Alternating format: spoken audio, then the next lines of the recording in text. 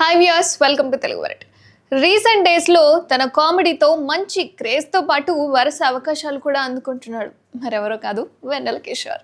తన కామెడీ టైమింగ్తో ప్రేక్షకులను కడుపుబ్బా నవ్విస్తూ థియేటర్స్లో నవ్వులు పూయిస్తున్నాడు.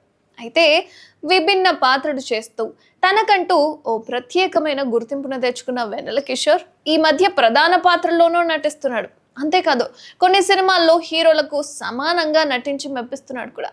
అలా రీసెంట్గా సింగిల్ అనే సినిమాతో ప్రేక్షకుల ముందుకొచ్చాడు.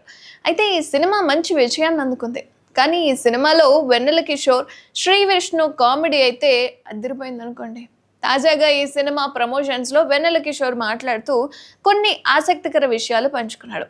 ఇక కిషోర్ మాట్లాడుతూ ఆ ఆసక్తికర కామెంట్స్ ఏమన్నాడు అంటే, వెన్నెల కిషోర్ మాట్లాడుతూ తన సినిమా కెరీర్ గురించి మాట్లాడాడు. అలాగే ఓ స్టార్ హీరో పక్కన నటించాలంటే తనని సర్జరీ చేసుకోమని ఓ దర్శకుడు చెప్పాడట.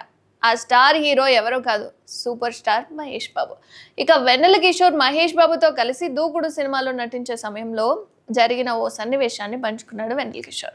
దూకుడు సమయంలో నేను కొంచెం బొద్దుగా ఉన్నానని, అయితే మహేష్ బాబు పక్కన ఫ్రెండ్ రోల్లో కనిపించడానికి నన్ను ఎంపిక చేసుకున్నారు అని చెప్పాడు. అయితే అతను కొంచెం బొద్దుగా ఉండడం వల్ల లైపో సర్జరీ చేసుకోమని చెప్పి దర్శకుడు శ్రీను వైట్ల సూచించారట వెన్నెల కిషోర్కి. ఎందుకంటే మహేష్ బాబు ఏమో స్లిమ్గా ఫిట్గా ఉంటాడు, ఆయన పక్కన ఫ్రెండ్స్ కూడా కొంచెం స్లిమ్గా ఉండాలని శ్రీను వైట్ల అనుకున్నారట. దాంతో అతన్ని కూడా సర్జరీ చేసుకోమని చెప్పాడట. కానీ ఆ తర్వాత కొన్ని షార్ట్స్ తర్వాత వదిలే, ఇలానే బాగుంది అని చెప్పాడట.